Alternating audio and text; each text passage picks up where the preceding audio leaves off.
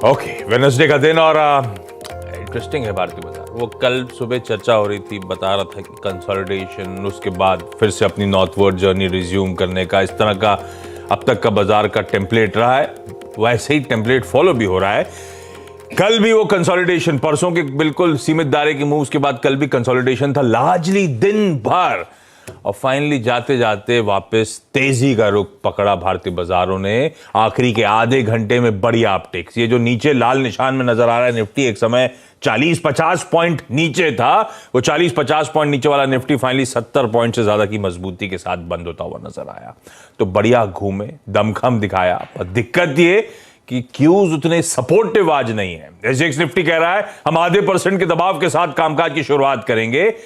थोड़ा सा टेम्पलेट ऐसे ही है। यूएस में मिला जुला कामकाज, डाउ फ्लैट बंद हुआ, एसएनपी में अच्छा मूव था 1%, नैस्डैक अपने नॉर्थवर्ड जर्नी को, वो पिटे हुए स्टॉक्स अभी भी मोमेंटम दिखाने का सिलसिला कंटिन्यू कर रहे हैं, तो वो पॉकेट तो 1.5% की मजबूती के साथ बंद होती हुई नजर आई। पर मिले जुले, फिर मैंने क्यों कहा सब ग्रीन था, तो इंट्राडे चार्ट खोल के लेके आइएगा डाउ की। ये डाउ एक समय कल के ट्रेडिंग सेशन में 450 पॉइंट मजबूत था, उस फाइनली क्लोज एकदम फ्लैट हुआ, ऊपरी स्तरों से वापस पस्त पड़ा, जो पिछले 1-2 दिनों से हम कह रहे हैं अच्छे मूव्स के बाद एक कंसोलिडेशन टाइप इंडिकेशंस वहां से आते हुए। लेकिन मूड है कैसा, चल क्या रहा है, क्या सोच रहे हैं यूएस के इन्वेस्टर्स, वहां के सेंटिमेंट्स कैसे हैं? नीरज जी बगल में बैठे हैं, इनसे बातचीत हुई। नीरज जी गुड मॉर्निंग, कैसे अप्रोच करें भाई मार्केट्स को, क्या मूड बन रहा है? ये प्रॉफिट टेकिंग लार्जली ऐसे ही मान के चलूं या कुछ और भी हो रहा है? नहीं, कल वैसे बहुत ज़्यादा प्रॉफिट टेकिंग का नहीं था। मामला ठीक ठाक चल रहा था। WPI नंबर्स थे वहाँ पे, अच्छे नंबर आए, मतलब कम होते हुए आए, तो वो उनको कोइंसाइड कर रहे थे जो CPI वाले आए थे। सब कुछ ठीक ठाक चल रहा था, लेकिन रात में 2 मिसाइलें, आवारा मिसाइलें पहुँच गई पोलैंड, वहाँ 2 कैजुअल्टी हो गई। तो वो मिसाइल्स जो है रशिया की तरफ से आई थी, ऐसा कह रहे लोग। रशियन मेड थी तो पता है, आई हाँ, मतलब इसलिए मैंने कहा कि ऐसा कह रही थी, पता नहीं वो किसने फायर की थी, पता नहीं। लेकिन वो 2 मिसाइल गिरी, उसके बाद मार्केट में अचानक से भयानक उठापटक हुई, 1.5% एकदम से नीचे आ गया मार्केट।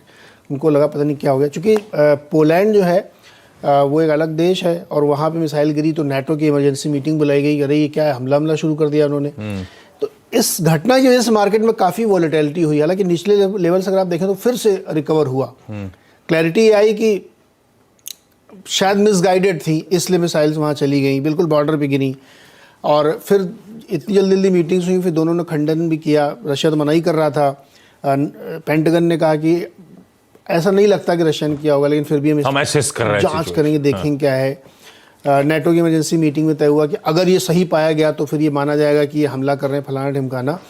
उसके बाद सुबह सुबह पोलैंड ने भी कहा कि अब में भी ये कोई ऐसा एक स्टैंड अलोन कि आइसोलेटेड इंसिडेंट हो सकती है, इसका कोई इंटेंशन नहीं। तो वो बात ठंडक हो गई वहाँ पे। लेकिन इस घटना ने मार्केट को हिला दिया एकदम। क्रूड भी एकदम से नीचे से ऊपर जंप मारा उसने, क्योंकि ये तो मतलब इस तरह कि अच्छा, एक बात ध्यान रखना चाहिए, World War II वगैरह में पोलैंड वगैरह यही सब ट्रिगर पॉइंट होते हैं। पोलैंड बहुत बढ़ चढ़ के उसमें हिस्सा लिया था, तो इसकी वजह से लोगों को थोड़ा सा और डर लगा।